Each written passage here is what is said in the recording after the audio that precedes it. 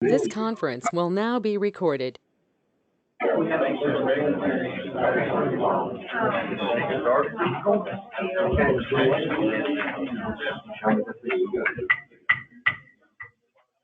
like to welcome everyone this evening to the Bladen County Commissioners meeting for October the 3rd, 2022. At this time, we're going to ask Reverend David Foster, Bladen Baptist Association, to lead us in our prayer. And immediately after that, I'd like to ask if our 4-Hers, if they will, to come forward and lead us into the pledge, if they don't mind, please. Mr. Foster, thank you for coming. Let's go, Lord, in prayer.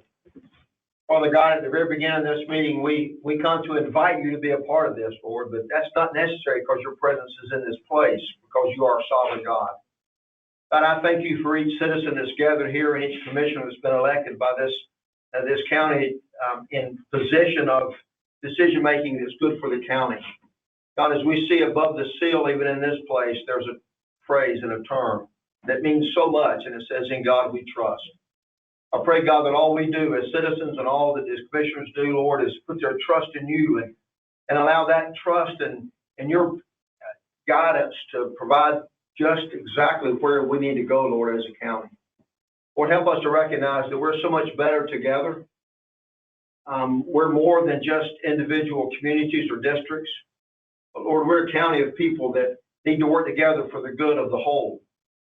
And we thank you, God, that that's possible through your guidance and through your provision. So, Lord, we call upon that this day. I pray that for everyone that speaks and every listening ear this here, Lord, to listen with a true heart and an understanding to follow your direction and your plan for all things to your glory. In Christ, and we pray. Amen. Amen.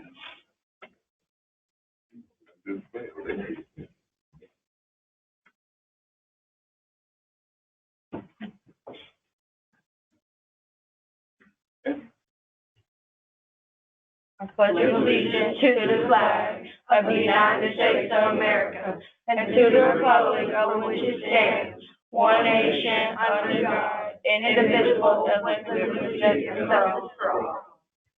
Thank y'all so much. Let me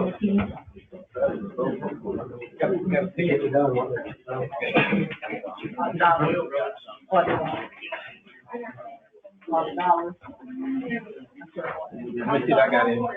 Yeah, but he had nope. Got somebody? Nope. Where got it? Hey, where got it? I'll give him the dollar, give his coin. So I'll give him the coin. Yeah, he got it.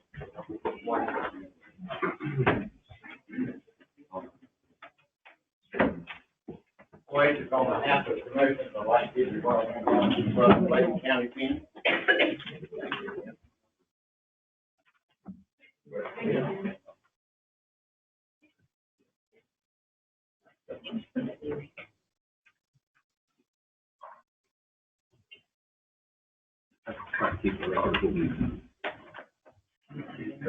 Before we approve the agenda, commissioners like to vote to go into closed session and attorney-client privilege, please. Can I get a motion?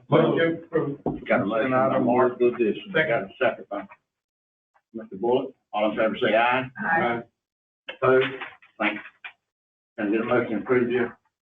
In order to approve. Got a motion by Mr. Cogdale, second by Mr. Bullock. All in favor say aye. Aye. Opposed? Thank you so much. I'd like the commissioners to go down front. Let's recognize our 4-H week proclamation, please.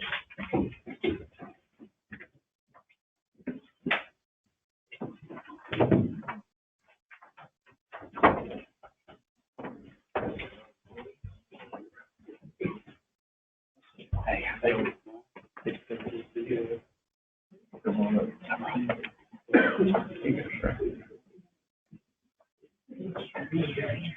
No, you say, I'm talking about it. He was fine. No, from the association. Today, I'm Sure. today. Oh, okay.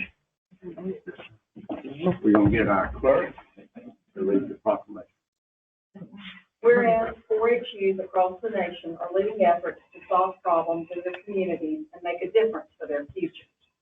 Whereas 4-H is the largest youth development organization in North Carolina and the largest in the nation with over 6 million participants. Whereas 4-H in North Carolina claims 260,000 youth members and 13,000 volunteers, while Bladen County 4-H program numbers more than 71 members and more than 11 volunteers.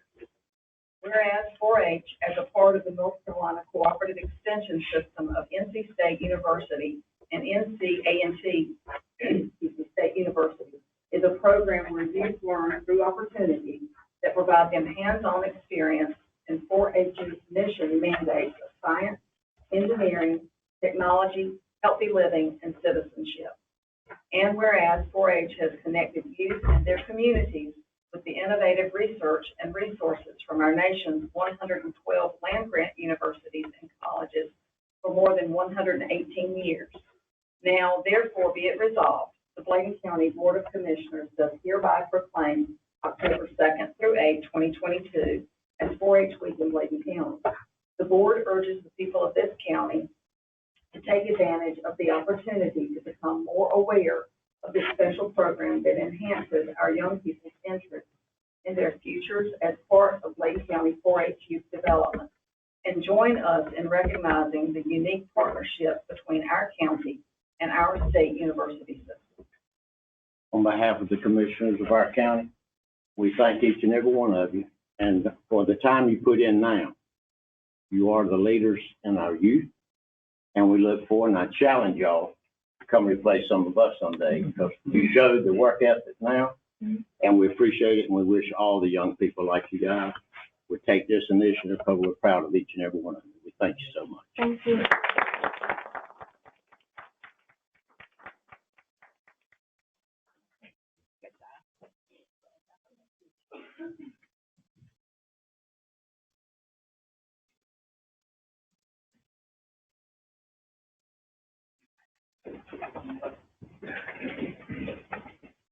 Madam Clerk, individual delegation wish to address commissioners? No. Thank you, ma'am. Matter of interest to commissioners? One thing, Mr. Chairman. Yes, sir. So county manager may give us an update if you have one. Certainly don't want to sound like we're complaining, but it appears to the layman's eyes that the work on the bridge over the rivers just kind of come to a snail's pace. And I wonder if we are behind or. The speaker at the chamber meeting a couple of months ago was a DOT. And at that time, the project was on pace. Just to remind you all, it's about halfway finished for the project. The completion date is sometime in 2024. So I don't have anything more specific than that. I certainly can obtain a formal update and share with you. I think most of us are concerned, should the existing bridge cause, concern or not pass an inspection, and those of us live on the other side of it are quality of life is going to be changed dramatically. So I haven't heard of any concerns. Okay, thank you. Anyone else? Mr. Brett, Yes, sir. I hope the commissioners are joining with me in thanking everybody that, through the weekend, Nathan's crew, sheriff's office, EMS, water department, 911, all the police departments, even the state DOT, power crews, and the fire department. So I was out a lot this weekend, and I talked in the Bladen area especially, and I stopped there to ask the firefighter something. He said, "Y'all didn't give us a pay raise." But they work around the clock, and if you see one of them, take a minute and say thank you to anybody that works, that's serving our citizens in times of needs like that, because they're away from their families, and they don't have to do that, but they do. So just thank you from all the commissioners joining with that. Yes. Dr. McGraw. I thank Mr. Martin and Mr. McClary for helping us out. At the last meeting, first meeting of this month, last month, I talked about the issue with the dirt that was piled up at the solid waste area. One of the citizens fell. It's an older lady. Bruiser fell. And I hope as that incident that we'll look at all of our sites. If we put gravel or dirt in those sites, within 24 hours, it needs to be moved. Because she was fortunate she didn't break a bone. She was over 65. And, but they did respond the very next day, taking care of it, so I do appreciate it. But I do still have concerns about the council site. And I'm hoping that we can do something for them. It's unfortunate that our workers have to work in a site that does not have running water for facilities to use the restroom. So I hope we do something to take care of that. I checked with Mr. McClary after you mentioned that, and he followed up, and right after that, it was, he indicated it was taken care of. So there was a temporary time there that there was a porta-john or whatever. Right. But my understanding is that's, Mr. Chairman? yes. Okay, I'll work tomorrow. Thank you so very much. But thank you for your work. Yes. Mr. Martin, the last day to have ARPA funding, finalized, spent and everything, is that December 2024? Actually haven't spent is December of 2026. 26, okay. However, just to remind you all, as far as from the county standpoint, our funds were, the only remaining formally dedicated ARPA funds are funds that we have reserved for broadband services. For the final The day. other funds were considered ARPA enabled because we, as you all know, we have already appropriated those. So December 2026. Yes, sir. Okay, thank you. Anyone else? Sheriff's Office, Representative.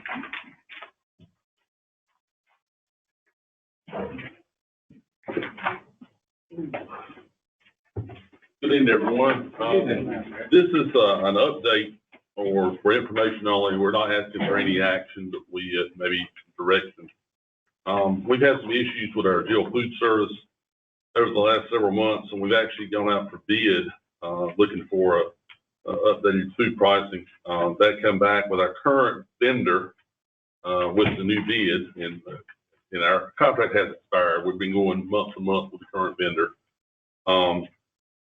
Basically, we would need, if we stay with the current vendor, we would need an additional $120,359 per year above and beyond what's budgeted right now. $120,359.25. As y'all know, food prices have increased, and we've also that price also includes some increased employee payment. Prior to the current month-to-month contract, we were the lowest paid in the state as far as our jail food service. And I'll let her explain some issues that we've had with that. With that said, there have been some concerns with the current provider providing service. And of the three bids we received, between theirs and there was another company, which was Golden Skillet, something Skillet. It was disqualified based on references, and Captain Shaw can explain the issue there. So that basically left Trinity was the other option. And from what we're hearing, that may be the better option. However, to go with Trinity would be an additional, instead of 120, 359, it'd be 198. I'm sorry, 188, 359 instead of the 120, 359. But Trinity is offering an additional employee, and there's also some additional services they're offering that may reduce cost. Let Ms. Skipworth, who's with the jail, explain some issues that we're having with the current food services. Again, it's an officer safety issue along with several other things. So I'll let her. Yeah, can I ask one question? What's the duration of the contract? We had it could be a year, 3 years. Normally it's 3 years, but again, we don't have an actual contract. We've gone out for an RFP and got the pricing, but there's no actual contract. Normally it's 3 years. I know some have been here, but they're not the reason why I'm speaking this afternoon. But my name is Natasha Skipworth. I am the incoming jail administrator. I will be replacing Captain Shaw. I was asked to speak on behalf of Bladen County. From the beginning, they were ABL, which is now Summit. We've had nothing but complaints after complaints with the food services, which has been the food quality and the food quantity. Our inmates have complained about the food looking or smelling like dog food. It looks like mush on the tray. the portion sizes that they get. They're, complaining they're 300-pound men, they only get kid portions. We as officers, we deal with this on a daily basis, such as the inmates flooding the pods, throwing trays at us, kicking the doors, slamming the traps, retaliating against us. They flood the pods, threatening the officers if the food don't change or we don't do something else as regards to the food itself. It takes us a substantial amount of time and effort to calm the inmates down on a daily basis. And if it's something as simple as changing the food service, that would be a great deal as far as the jail is concerned. That would probably calm down the inmates if they got better food. It would probably be more beneficial to the county as well, because they could also order outside foods. It would actually probably make them behave better if they could order outside foods, which is one of the things that Trinity Foods offers. And it's a great safety issue for my officers as well, because then the officers wouldn't be, I guess, threatened as much. But with closing, it's been 3 years. Some it hasn't changed. It's been little to no change at all. So I think as far as it being in the best interest of my officers, that the food service would be changed at this time. So what she's referring to was Summit when we had issues, and we didn't have any issues with ADL since Summit's taken over. We'll have service issues and we've got some photographs, I haven't get to show now, but where there might be one little dollop of, what was that, a hamburger or something they had with a little dollop of stuff on the side. Peanut butter sandwich. It was about that big of a dollop in the middle of it. We bring those issues to Summit. Normally they're responsive to it for a little while, and then it just sort of trails back off. And I think part of that has got to do with the pay that they were offering their people. But again, there's some real concerns there. We're talking about an officer safety issue as far as the morale of the inmates. I know we've got a bunch of inmates locked up, and people are thinking, well, they're in there, they get what they get. But there are some people that actually are in there that haven't done what they've been accused of. They're presumed innocent until proven guilty, and we're not running a prison per se. We're running a jail. So that's how that works, except for the misdemeanor confinement folks. Nobody in there has been convicted. So again, I think it would generally help with the morale of the inmates, thereby helping the morale of the officers. I know this is a tremendous amount of money we're talking about here, but if you think about if this happens on a much more frequent basis than you would think, the cells being flooded and the damage being caused ultimately by the bad food service, it may actually wind up saving us some money, or at least saving a portion of that money by switching services. But we want to bring this to your attention, and again, we're available for any input. It's our recommendation to go with Trinity, but again, it's a money thing, and we may not be able to afford that. We understand that, but we wanted to make you all aware of our concerns and again, staff issues, and that's where we're at right now. And we're open for any comments, observations, or recommendations. Just take one at a time. Mr. Peterson, everybody be recognized. So, Mr. Secretary, the prisoners throwing the trays and everything, it's not a holiday inn. Yes, sir. I understand. But is the food really that bad? Have you tried? Oh, I wouldn't either. So, I'm sorry. okay, well, that's what I want to hear. So, what are you going to do to make sure Trinity provides a good meal? What are you going to do to make sure that they put more than a dab of peanut butter on 2 pieces of bread? What are you going to put in place for that contract? If it's too early, then you don't have to respond. You can do it later on. What I envision is having it reviewed by the jail staff prior to it going out. If there's any issues to be brought to their attention for it to be corrected. And then from there, if it's not corrected, then they officially lose their contract. I have two questions. The meal that you gave us as an example, Yes, is ma'am. this what we get now or like later? I'm not sure. Is it, Sam, what is it for Summit or is it for Trinity or is it it for? doesn't say Trinity, but it uses like a S, red Fuel or price matrix. whoever it is. But that's not enough food. It's not enough food. It doesn't appear that they get enough food Right, to sustain.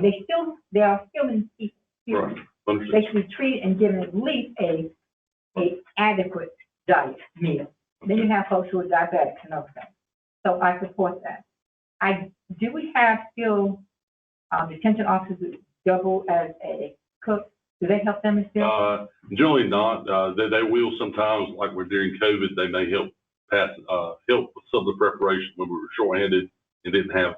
Normally what we do is we take the state involved, the state misdemeanor confinement people. Normally they, or trustees, and they help with the preparation of food. During the height of COVID, a lot of those weren't there. We're almost back up to full staff, if not a little above. But when during the height of COVID, then we actually had jail staff that would help with the preparation. I guess my thing is to ensure that if our staff are there, they can police it as well. They can let us know when things are. And to bear in mind that what's supposed to be provided is what is approved by a dietitian and approved by the state guidelines. Now, I guess where the rubber hits the road is if those portions aren't actually maintained or given, then we run into real issues. So that's the biggest thing, is making sure that the portions are at least there. And in my opinion, they probably need a little bit more just to make sure you cover it. That's just my opinion. Mr. Condell, the question is, I was looking at, you gave the 123,000 and the 188,000. What are we currently paying for food services now? I'm trying to figure out what kind of increase are we talking about? Total is. Well, again, we're paying on a month-to-month basis, and we're based on the 191 over is what we're based on. So if we, I guess we extrapolate that for a full year, that's 110,295. Now. That's You're correct. talking about going up to 188 in Trinity, right? That's correct. If we list the Trinity, and again, that would include an additional staff member, and it would also include reductions for when she was talking about outside food. So what a service that Trinity offers, and Summit may offer it, is if there's like a say pizza or some type of special item the inmate wants to pay extra for, then they will make that for the inmate, and then the proceeds, the cost of that, the inmate pays for that, but they also pay a premium to the county and to Trinity for making that. So they're not cutting anybody out, but the ones that have the money to afford it, they can buy additional. Sort of like what we do with the McDaniel.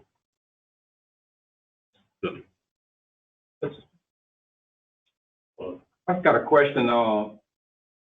In your contracts with these different individuals or organizations, Yes. can you state in there what type of food? Can you have that in your contract? What type of food that you want for breakfast, lunch, and dinner, and the amount?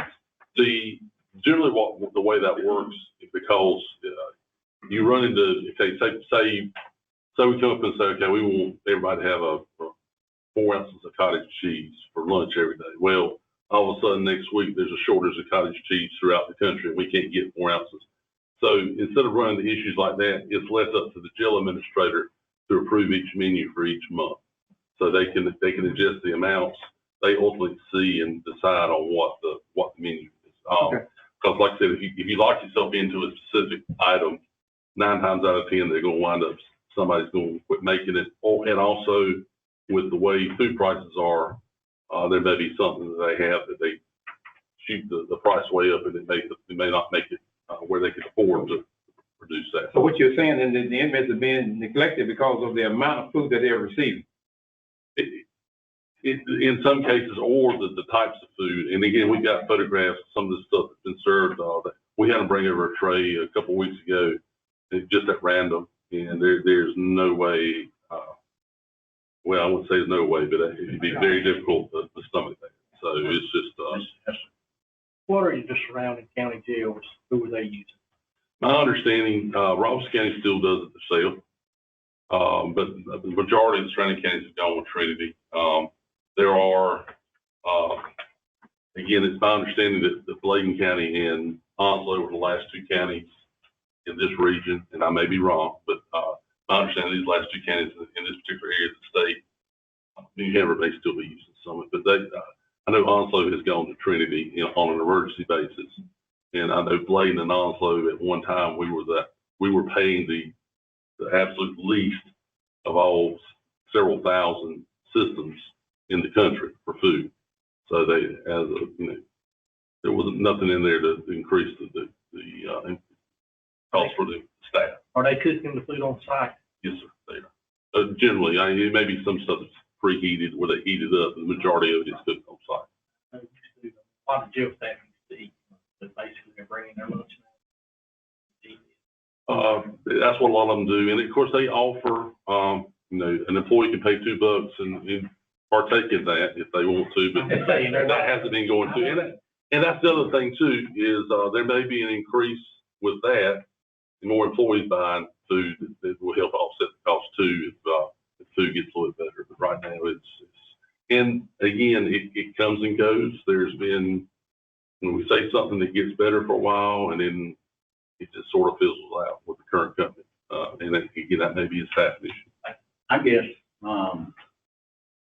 my comment and concern about the whole issue that you've been witnessing, and I guess council could make a statement to this. I think at any time from some of the pictures that I saw, that would have avoided any contract. I think if that ever became an issue, for abuse, I take offense to those folks with treating and doing to people like they did, regardless who it is. They should be held accountable for them for doing it like that. Promise you one thing and then do another, and I'm gonna spank you today lightly, but if you let me off for 2 months, I promise to do better, and then you're right back to the same. I agree. You kind of brought up the point. I was gonna ask if you go to Trinity, for example, do you have an out if they don't perform up to what you're looking for? We do, or will. The other issue to remember is, and again, when ABL had this company before it was Summit, very few issues. And again, it maybe has something to do with the corporate culture of the company and, this day and time trying to save money or whatever. I'm not making defenses for it, but sort of explaining maybe why it's turned into what it's turned into. The other aspect of it, another concern that we have is in addition to the inmates, but also the federal inmate program, we need to make sure that we are providing a quality service so we don't jeopardize that program. And what would happen on a day where, let's say, for example, that you look at the food or you, Jeff, and y'all look at the food on a given day, like you said, that example was brought to you, and you look at it and you say, this is just not adequate. I mean, what happens then? Like you said, they seem to get better for a month and then they back off again. Because I don't know that it might would require a daily look over that look, We've had that situation and they've had to remake it. Okay. They have to do it every day. In other words, sometimes you expect what you inspect, and I'm not trying to act like you think, I'm just saying, that it sounds like in order for it to get better, we all know they're trying to cut their costs. We all get it. They're trying to give them, a size that big versus but at the same time, like you said. To substitute something for it. Yeah. And it's just, people are they're hungry, and when they get hungry, like y'all know, they get angry, and then that makes everybody's life miserable. Right. I mean, it's a tough situation. So, I would love to see, the menu like you got right here before when you come back to bring this to us for approval. And I would hope that you would have an audit process in place so we don't wait. If it's a problem now, don't let it be a problem again. Yes. And we have to order out or whatever till we get another vendor well and good. I just think we need to learn from this so that this don't happen no more. Yes, Well, and I think we all, everybody in this room, when you take what it's costing all of us now at the grocery store, I mean, when people know you and you go in a grocery store, it's a community conversation about the price on every aisle. And, so when you take just our 4 or 5 people and our families and then multiply, we can understand the increases. But don't not feed me. Mr. Chair, the last question is, on the, Jeff, I want to know is, I'm looking at the differentials in the cost of current and the proposed amount.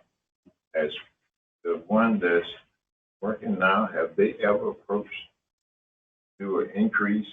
Maybe that's the reason why it's so bad, or they can't get a cost increase? to be honest with you, and it's my understanding, and Natasha can correct me, they've had right much turnover. And what will happen is, with the old basis for the price, you know, they may hire somebody on, and then the next day they go work at McDonald's because they were paying $4 more or whatever per hour. My understanding is they had come up on the actual, with the current company, they come up with the hourly amount has increased since the new, and that's part of the reason for the increased cost of the month to month, is they had come up with that because, you know, at one time, when we first were doing this, I think it was like $8 an hour, and I think they're 12 or maybe more per hour. Anyone else? I just got a question, do you have the staff that can review the meals before they're given to the inmate? And say, no, you gotta redo this one. Normally it looks good on paper, and then when they get it, it don't look good. I mean, when you're at the actual meal, do you have the staff that can look at an actual meal? No, we're not gonna give this to them, you gotta redo this. I don't know that we got enough staff to review each and every meal, but they can spot check it, and probably get pretty much the same result. Then you could catch it before it gets to the inmate. Right. What's the salary for per inmate? Because it looks like on this little deal, I mean, I probably get upset. You can see that. Don't give me the line. I know it's said on the, whatever, that there's FDA? a dietitian and there's a state standard and it's supposed to meet or exceed that Well, based yeah. on the, Then you make sure they do that too, because they're not giving them enough. right. Thank y'all for coming. Appreciate it. Appreciate the update. Human Resources, Ms. Tyshell Jones, Director.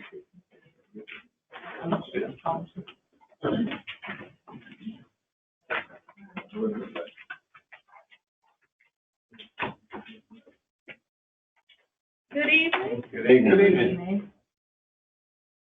So, I'm here to present some, proposed changes to the emergency call-in compensation plan. You should have a copy of this information. Motion to approve? Got a motion by Mr. Second. Mr. Bullock, second by Mr. Cogdell. Any discussion? Mr. Peterson? Mr. Britt, just a minor thing, on 3.0, it says all non-exempt are determined by management. This is a non-exempt policy, and it's already determined, so it shouldn't be in this policy. And then on the very end, I'm sorry, when you talk about someone that's call-in, if you're gonna do call-in time, it doesn't matter if it's 30 minutes before their shift or 15 minutes before their shift. It should get to 2 hours. Right. That's call-in. You're disrupting someone at home. That's everywhere I've ever been or ever heard tell call-in. You shouldn't be calling them 30 minutes before work. But I'm saying if you call in as you call someone in to come to work and we're gonna compensate you 2 hours. It doesn't say it's gotta be 2 hours above your work hour or nothing. Anything, when you call in, anything should be 2 hours calling. I don't think it would be bad, but what you do is you call them 30 minutes for work. Can they not just flip their schedule for that day, those 30 minutes? No, that's They cannot. not what it says. I know, I'm still asking. That was my question. Oh, I'm sorry. Can you not do If they call in on their way to work or the same day and they're going into the office per se, then they can start their times. But i.e., if you get a call at 8 o'clock, you start at 8:30. Well, you start your day at 8 o'clock. opposed to 8:30. Are they allowed to do that? I mean, Would that be an exception with understanding, talk to supervisor and the information from? well, for them, they won't do that. That gives them 2 hours for you to get called in. That slights them a little bit though, if they didn't want to call. Right, that's my thing. That's right. That slights the employee though, Right. to a certain extent, if they didn't want to call in. Well, You know. that's true. And I think that's what Mr. Peterson said, so. Let's go ahead and present what you're saying, and then we can have our discussion about the disagreements. We just trying to prevent any overlap in the regular scheduled clocked hours. That's why we have presented this. So if an employee is on a call back or on call before the start of day, then their time will start at the time of that call, and they'll be running to their daily schedule. Mr. Pruitt, I understand what you're trying to do, but what I'm saying is, you're not being fair to the employees if you're using the word call in. It doesn't matter if it's 10 minutes before the regular schedule, it's call in and they should get the 2 hours. Now, we shouldn't be calling someone 30 minutes before work time to come in. That's a discipline for employees, the supervisor. But if you're gonna use the word call in and 2 hours, I don't care what time frame it is, they should get the 2 hours call in. Let me ask a question on that. Michelle, if a person is at work and you ask them to stay 2 hours over, is that referred to as a call in? No, that's an extension of the day. That is a continuation of the day. So you just pay him for the difference of that time that he works that day. Yes, Or or if you call him in and he's off, then you want to just say, change your hourly rate, your hourly time for the day. So if they call in, then they'll be paid for the time they work, and if they call in to work. the time to work, not the 2 hours, it's for the time. They Yeah, work time 45 minutes early, then they'll get 45 minutes paid or whatever. Depending on circumstances, yes, sir.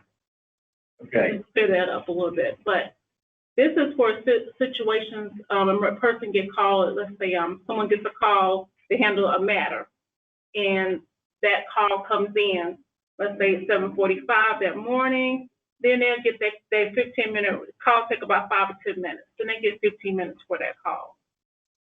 That's call in. If they physically go out to work, then they get paid for their time out there working. But this is just to keep from overlapping of time when the day begins. all right, let me say this, because obviously there's some concern and disagreement here. My suggestion on this is you're quoting what is actually within our county policy at this Right. point. Obviously, there's some disagreements with the county policy. I would say we need to table this and put a group together and discuss the policy, and then let's discuss it if we need to consider changing it, instead of sitting here and us having disagreement in front of all of our folks and try to come to some resolve in a peaceful and respectful manner. Can I get a motion on that? Yes, that's what I'm doing. I withdraw my motion, sir. We just ask for the check precedent of other counties to see what they're doing. Sure, that's fine. But, yes, sir, Mr. If I may just add, just for context to help get some understanding of the why behind this. You all may recall, some of you may, that the inclement weather policy was changed several years ago so that employees did not receive double time if they worked.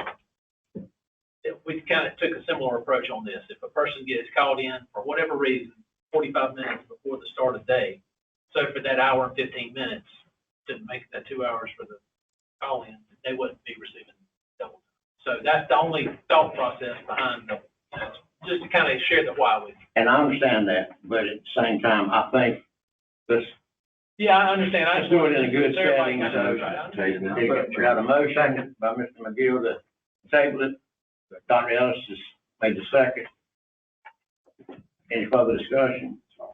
All in favor say aye. Aye. Opposed? Thank you so much. Thank you. We get together. Thank you, ma'am. Appreciate it. Advisory Board appointment, Watershed Review Board. I recommend Mr. Kenneth Blank replace Mr. Warren Graham.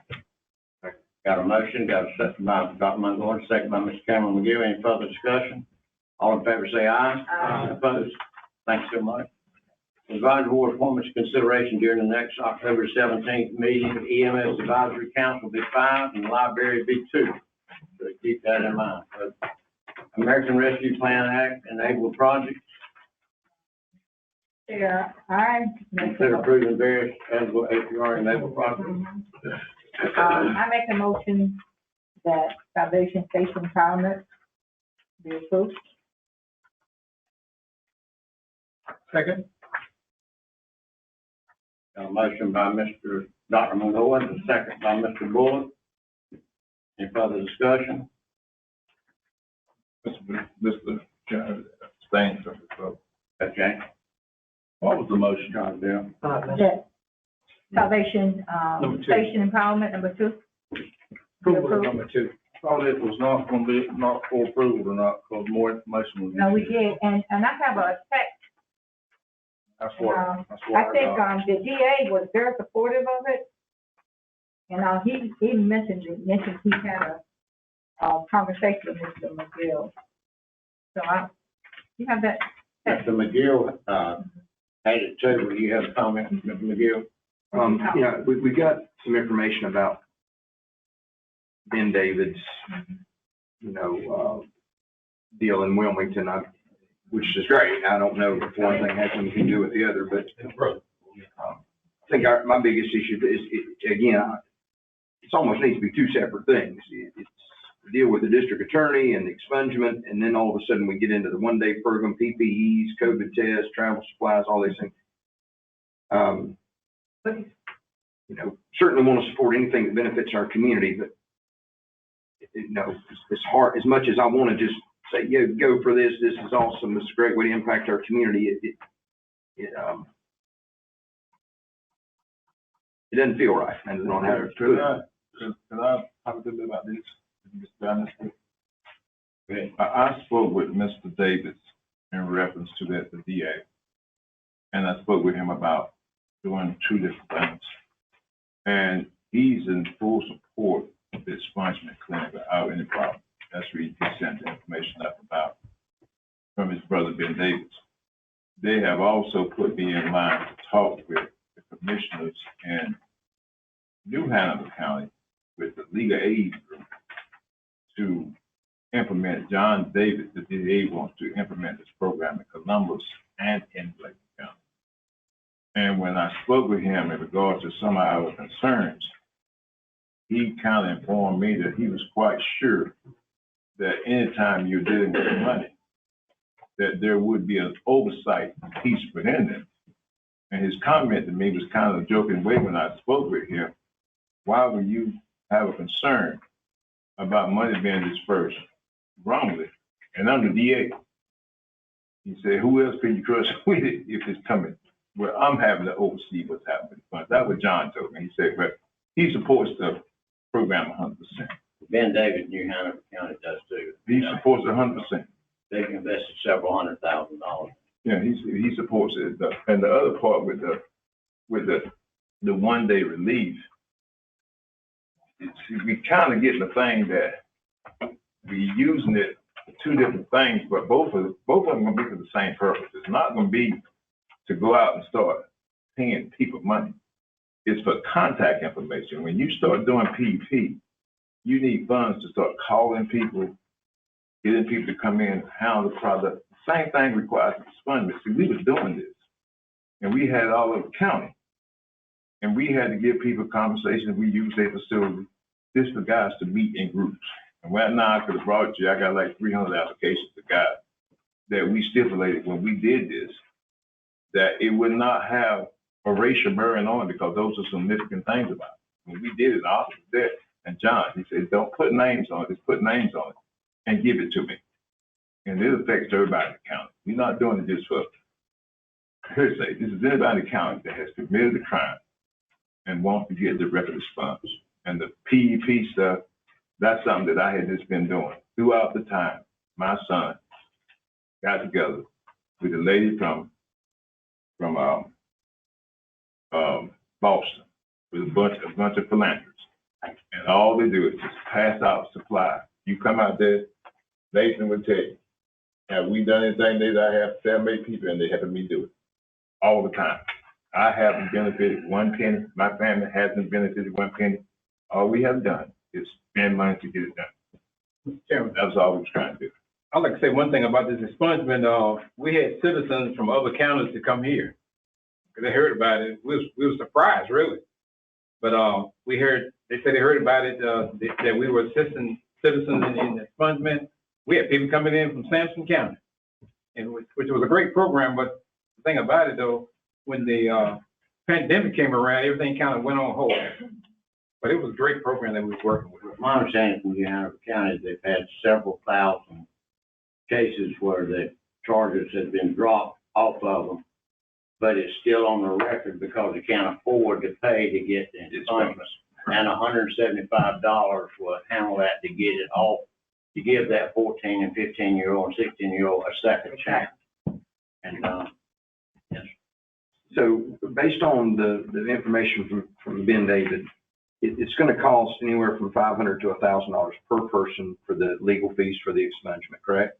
If you do it personally yourself. Yeah, this is done through the DA. John Davis gonna be doing it pro bono. It doesn't cost you anything.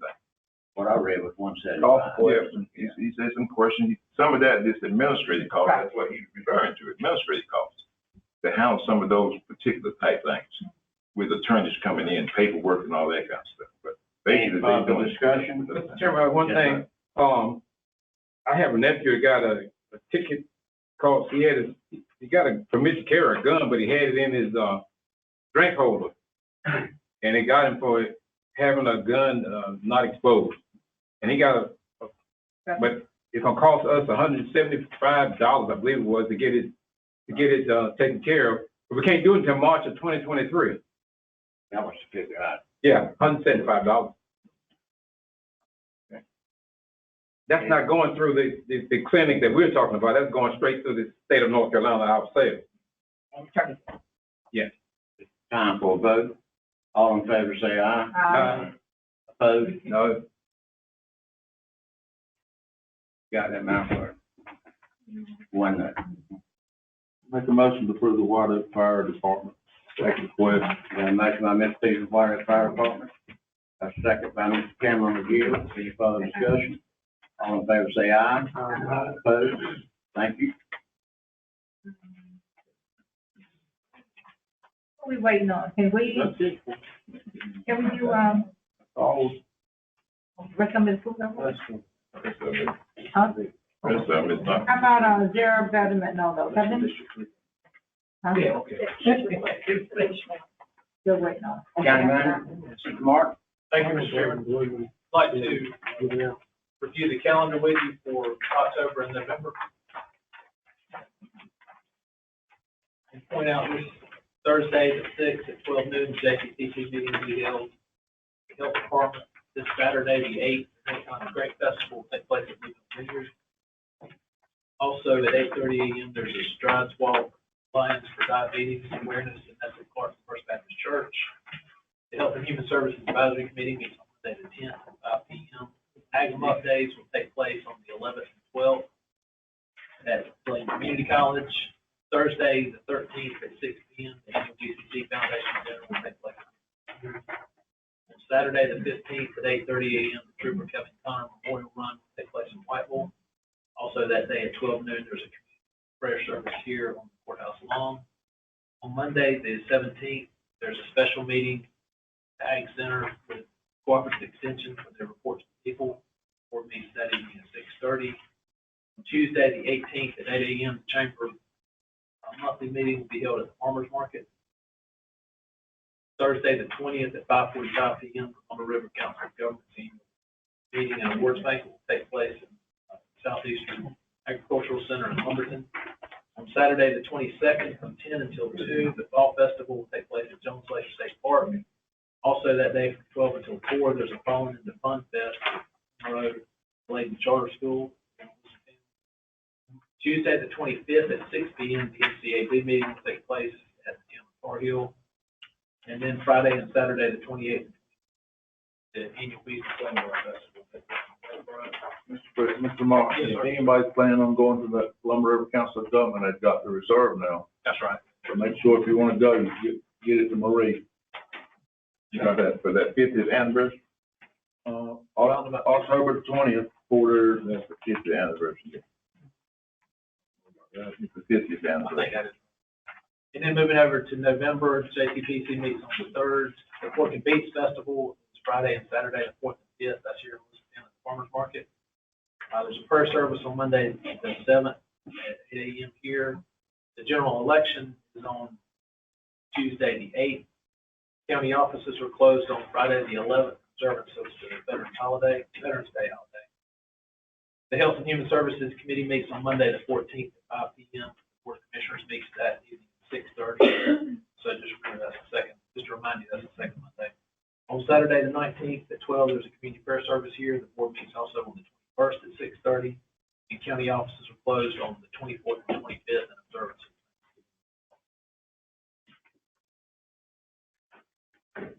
Moving over to item B, just wanted to provide have provided a brief update regarding the strategic plan. I won't go into all the specifics, but I just do want to bring it to your attention and share with you many good things that have taken place in a relatively short amount of time this year. Whether it's healthy communities or quality education, prosperous economy, safe and prepared communities. As you all know, a number of great initiatives have either begun or been accomplished in that short time. So, as you all know, we'll focus on this in great detail in February at our annual board planning session, determine our priorities for the upcoming year. But I am pleased to share this with you. If you have any questions or comments. Mr. Martin? Yeah. I'm really, really appreciative of what's been going on and what people have done. But when I was skimming through it, I didn't see a whole lot of new initiatives. I'm sorry. Well, I mean, they're listing things they're doing, but I don't know that it's new. I mean that nicely. Yeah. That's all I'm gonna say. I just. Well, they may or might, I mean, there are a number of new things. I'm not going to argue it, but one thing I want to point out is we're trying to be mindful that the work we are doing is in alignment with the initiatives identified in the strategic plan. So we are trying to be very mindful of that. Yeah, but I mean, when you get down there to the economic development stuff, all that is. I understand. This, okay, I'm sorry. All right, moving on. Any other? Not moving to item C. You all will recall that during the last meeting, we discussed the request from the town of Elizabethtown. Motion to approve. Second. A motion by Mr. Peterson, second by Mr. Cameron McGill. Any further discussion? Yeah. What's the amount? Yeah. $350. So they pay how much? Are we splitting it? Or they paying, It's I couldn't tell. a 10% match. The estimate for the grant is approximately $4.2 million. That requires a 10% match. Uh-huh. So the town of Elizabethtown is requesting that the county fund $350,000. The town has indicated it can fund $70,000. Now, in this letter, the town reminds you all, commissioners, that in the past 5 years, 75%. the town has contributed $894,000 toward the airport, and the county has contributed $245,000. So, they just shared that just for information, but I mean, just to give some context. And then they sold employees to go get a tax, all that. We get revenues from the airport. Yes, ma'am, property taxes. And tax. And that helps to cover the annual contribution. The county makes an annual contribution of $45,000 a year, which, in most years, I'm if it's every year, but generally that amount is covered by the property taxes.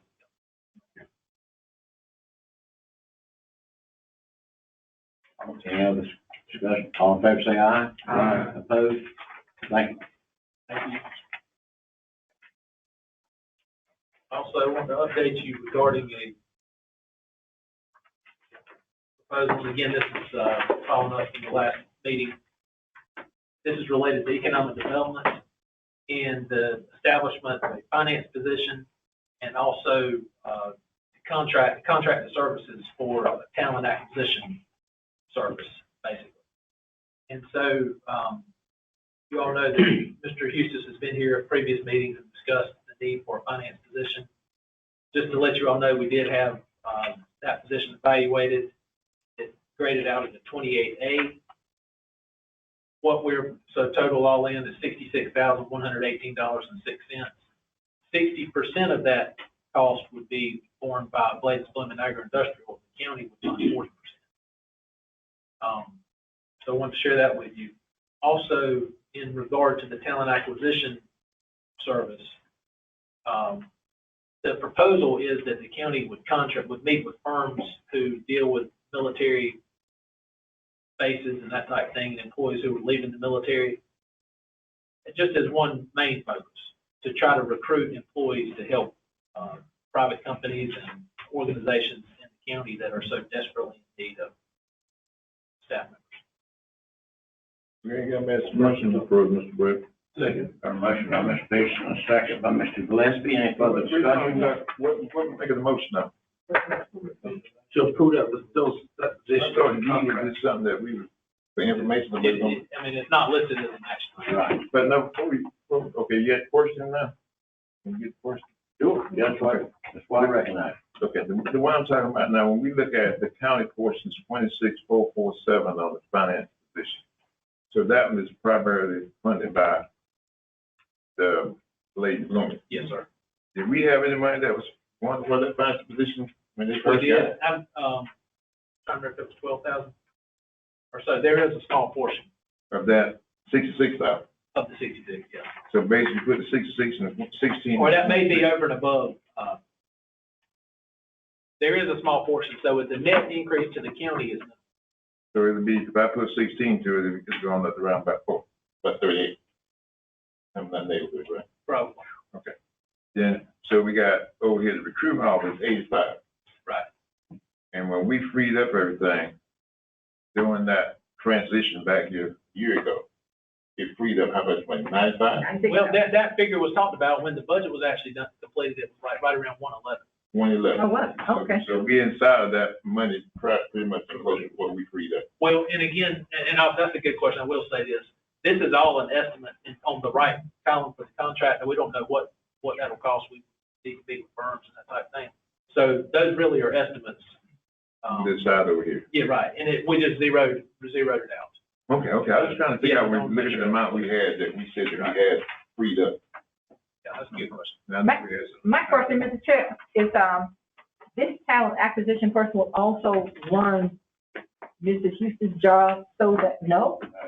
So we no This overlapping would be a skills. contract. This would be like a contract with a firm that already has access to military bases and. Well, other counties, they have contractors already do everything that Mr. Houston does now. That's New Hampshire County, they do it now like that. So I'm saying, why wouldn't, I'm not trying to get rid of Mr. Houston, I'm just saying, if he decides to move or take a job someplace else, who's going to backfill him? Where would that talent come? So that people, they can't do that as well? Why? So that was the whole intent Why? when we was creating the position. You know what? We talked about this quite a bit. I know, we've answered that question. Greg's answered that about contracts. You know, I'm not trying to be. No, they do I'm that. just saying, we've kind of been over that a lot. I know that, the contractors do it though. Well, they do it when you're stuck, but I don't think we're gonna be in a stuck position with Chuck. No, I I'm think not. that's the understanding. I don't think his intent, I mean that in all due respect. I don't think his intent is just to kind of walk out the door one day and then we're, that's not my understanding. Maybe you can ask them. Mr. Pearson. No, what I was lobbying for was, someone to help these industries right now recruit employees, because they're paying the tax dollars and they're struggling to get employees. And my thought process was that we get a recruiter and see if, and maybe the times have changed and people go back to work and we get things, and then come back and since this is a contract position, we could cut it off any time and then hire someone to mentor after we help these industries with employees. And I really think, Doc, that we got to go to the military bases to get these employees that where we've been recruiting. We recruit locally, but we haven't been up there recruiting. And I think that's going to be the key. And I think that's the reason it needs to be a contract, and then see how it goes. And then a year or two or 6 months and do what Chuck's In my understanding, this is temporary for now, that's Okay. right? It would be, I mean, we have no specifics. That's why I was like, Oh, how does different, it length of okay. the contract? That's All mine. right. I think the question is, the blessings, the reason the question made a motion was the bless going forward to research it, I think. Yeah. Okay. Yes, sir. The question I'm gonna ask, and maybe something you can't talk about, but when we talk about the financial position, and when we did the consolidation to the Bladen County thing, when we contracted all this retirement area out, and everybody came back to work, have we satisfied the interest of what's happening at that department by just doing this? Because there's been two things that has come up in reference to this that Chuck has directly referred to about. Are we addressing both of those? You talking about for Bladen Blooming too? Yeah. Are we addressing all that? And that's a good question. And, for That's Mark and coming I, up. 'cause we both are on that. And that we'll get back with you. Yeah, because I'm just trying to figure out how we're gonna do that, because he came in with two issues. Not one, but two. And now we get ready to This person is gonna fulfill both of those responsibilities, and this person, finance person, will probably be a county employee. Well, he needs to come back and Because tell of us the that. benefits and stuff versus Blaine Blooming. The other employees are part-time, and this would be a full-time, which probably would be a county employee. Okay, the only reason I brought the person up, one was sick and one was looking at retirement. Well, and like I said, let me go back to clarify that. This is proposed to the commissioners right now. Then it goes to Bladen Blooming. Okay. So now we'll see what their opinion on it is. Okay, no problem. I just wanna know. It's all it's in the discussion. I just wanna make sure. Mr. Chairman, my understanding is, I want to clarify that we don't know if it's going to be a county employee at this point. Well, give it the break. my understanding is it will be. Yeah. And I was gonna just further, my understanding is, and Mr. Gillespie and Mr. Britt know better than I do, that this was identified, if I understood Mr. Hughes correctly, this was identified as one of the main priorities from Bladen Blooming. It was, one of the meetings, it is a priority, but we hadn't voted on that yet. We hadn't voted on it yet, but we have talked about it. That's what come out of it. Well, I'm gonna wait until, so it'll come back to us again then? No, they're talking about this. Will it come back to us? Yeah, those rules. Okay. I just wanna know if we can just address it both. That's all. Mr. Brett, my motion was, should have been to start this process and don't let it be months away before we get something back. And that's why I wanted. That was my intent of my motion. Okay, that's fine. As long as we're doing it that way, I'm fine. We got a motion, like I said, to go for it. All in favor, say aye. Aye. Opposed? Thank you so much. Yeah, Mr. Mark. Second. Then we got a motion of Mr. Speaker, go in closed session, and a second by Mr. Cameron. Further discussion, all in favor, say aye. Go in closed session.